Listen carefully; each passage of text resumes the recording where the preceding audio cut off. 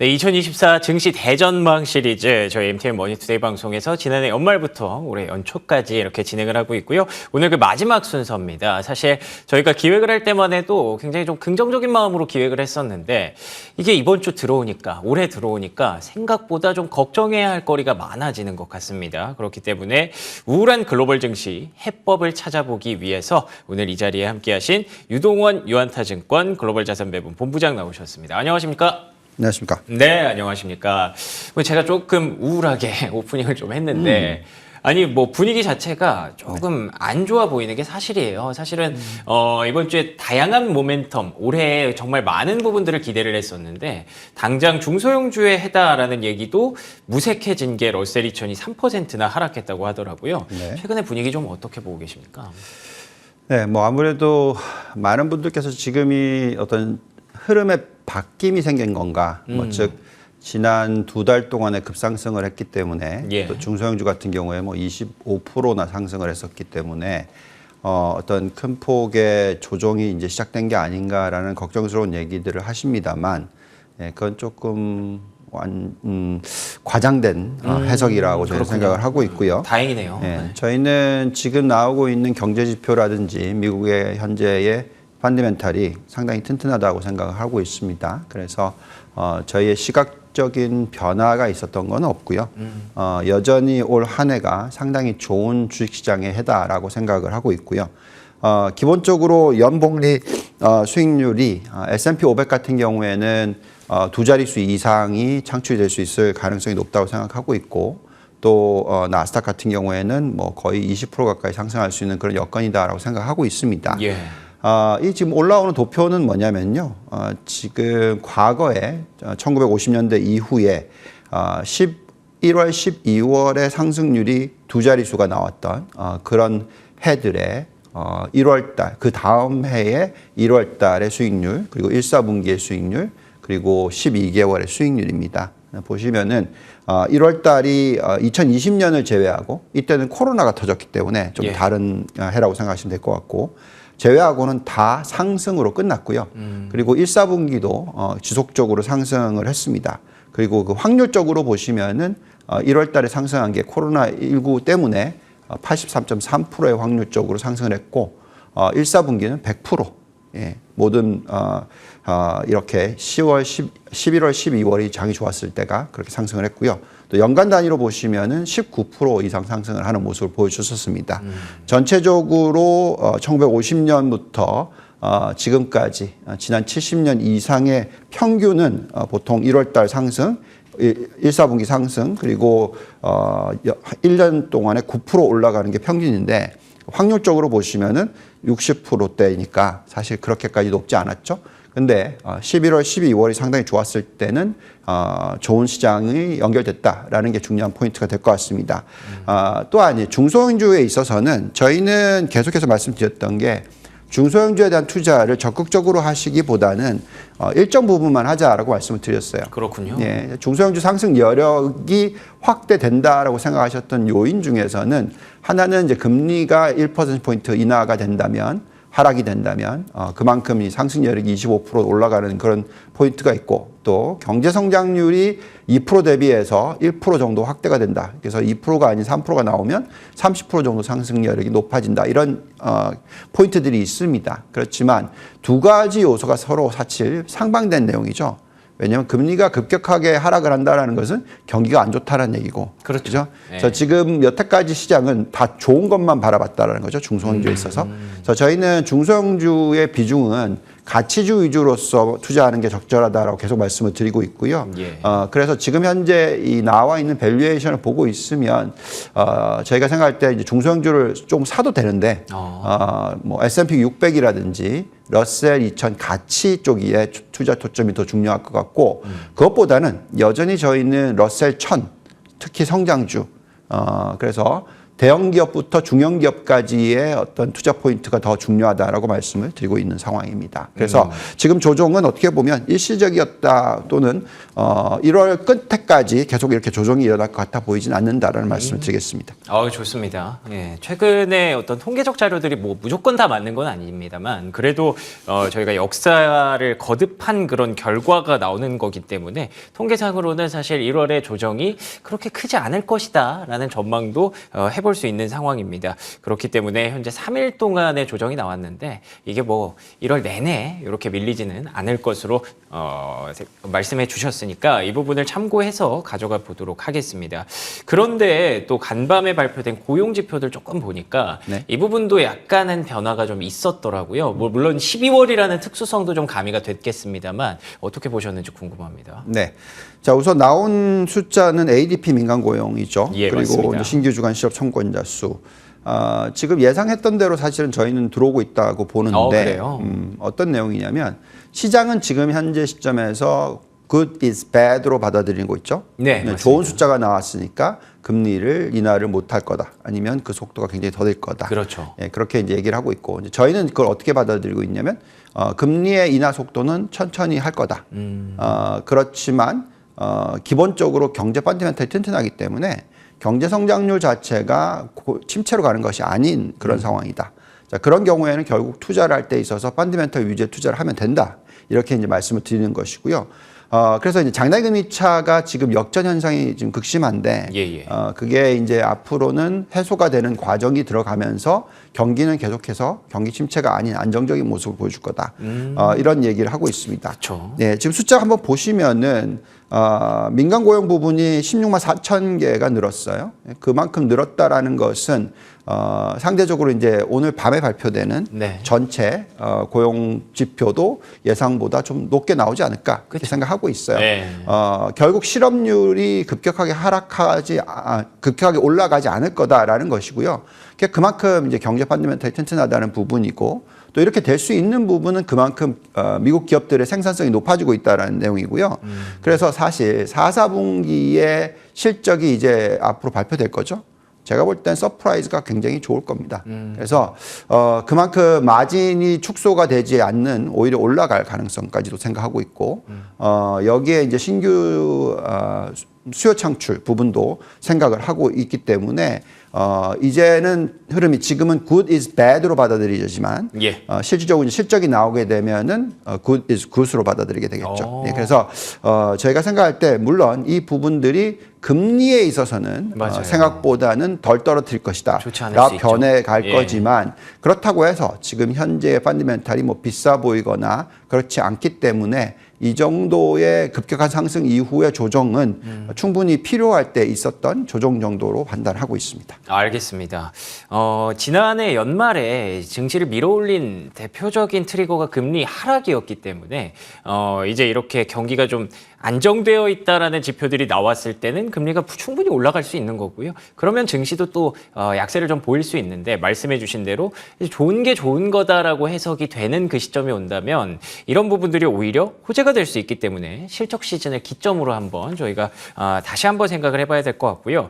그럼에도 불구하고 이렇게 되면 연준이 혹시나 선택지를 좀 미루지 않을까라는 말씀을 또 방금도 하셨고 많은 분들이 예상하고 계실 거거든요. 3월 인하 기대감이 많이 낮아졌더라고요. 어떻게 네. 보십니까? 저희가 생각할 때는 인하는 아마 3월에서 5월 사이 할 것 같아요. 그래요. 근데 중요한 것은 인하의 속도. 예. 이후에 어떻게 네. 할 것이냐. 정말 많은 분들께서 왜 그렇게 생각하는지 모르겠으나 네. 경기가 이렇게 좋은데도 불구하고 지금 GDP 성장률 보시면 3, 4분기가 3%가 나왔어요. 전년 대비해서.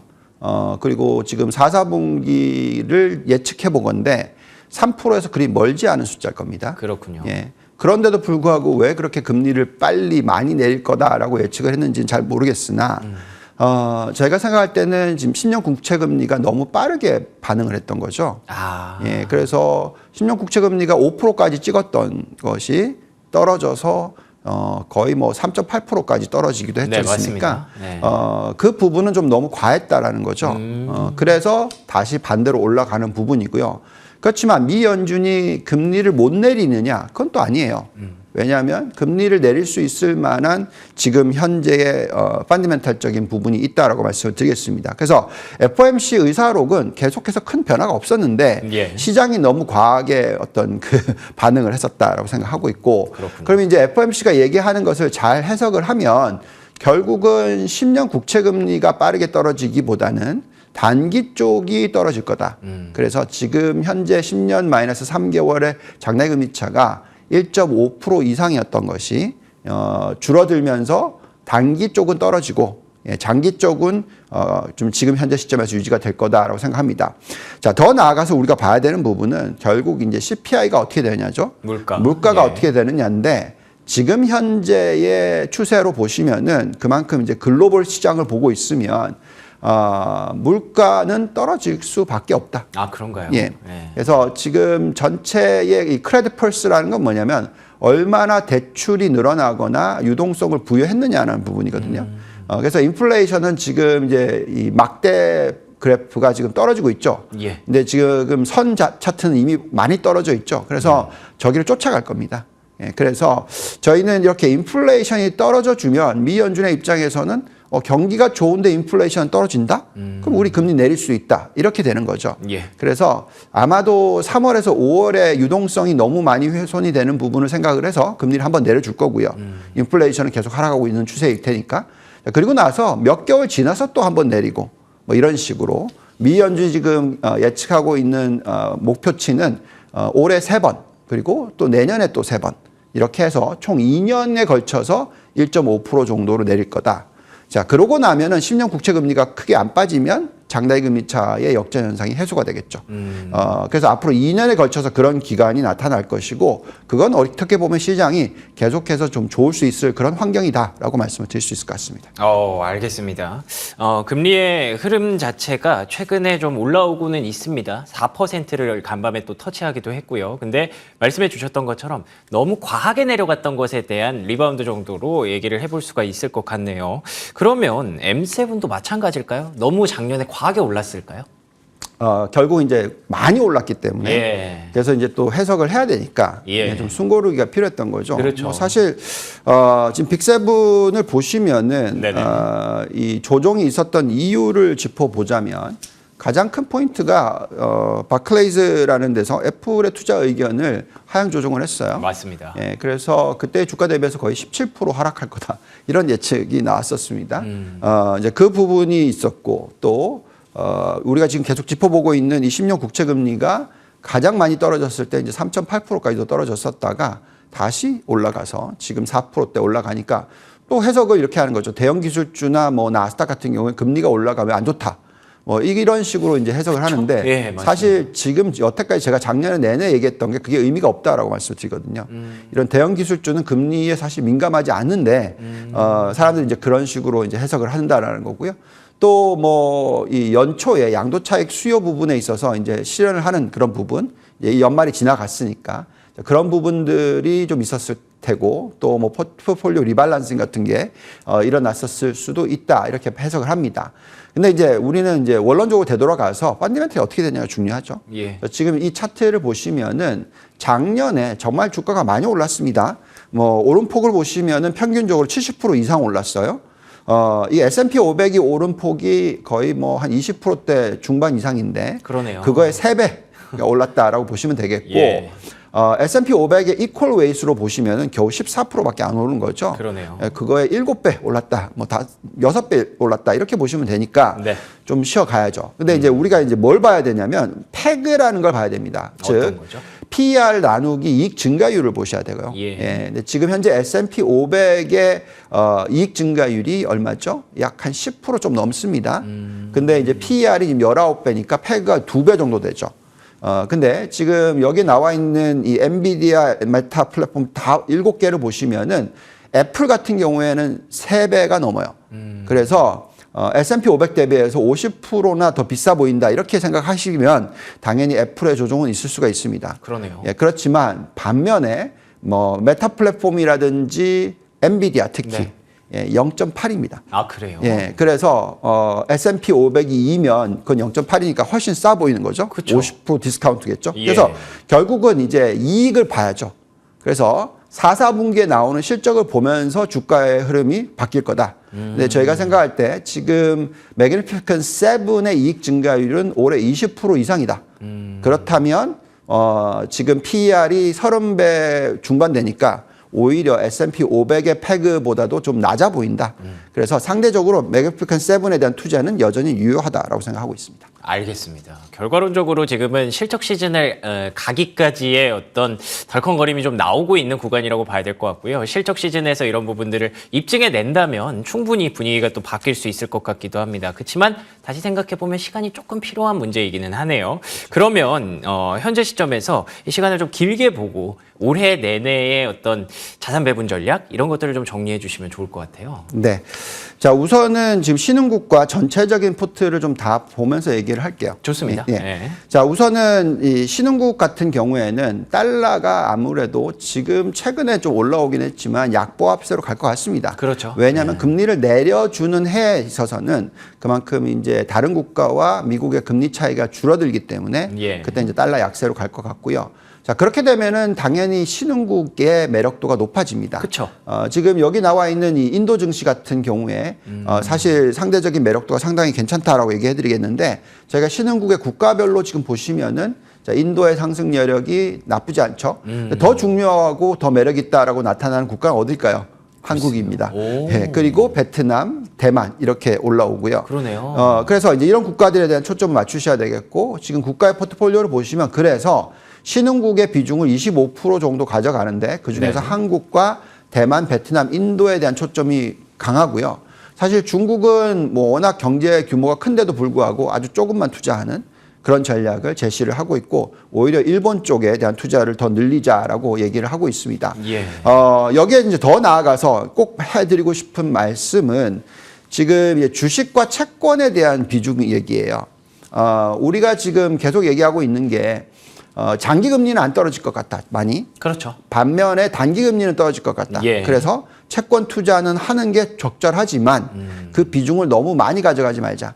그리고 2년 미만짜리의 채권에 투자를 하는 게 중요하겠다. 특히 미국 쪽을 그렇게 초점 맞추자고 말씀드리고 있고 그다음에 경기는 예상보다 좋을 거다. 원래 경기가 좋을 때는 주식을 늘리는 겁니다. 그렇죠. 예, 그래서 주식의 비중을 높게 가져가는 거죠. 그래서 6대4 전략이 아닌 75대25 전략.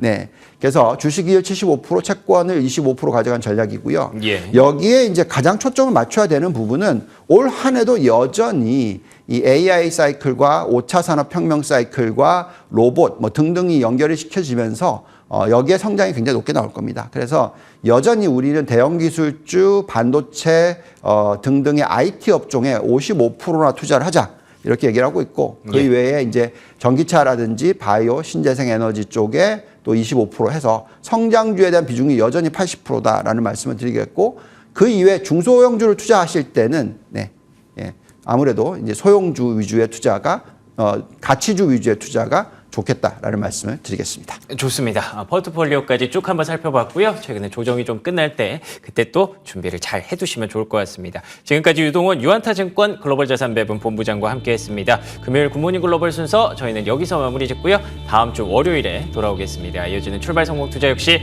MTN 머니투데이 방송과 계속해서 함께해 주시기 바랍니다. 시청해 주신 여러분 고맙습니다.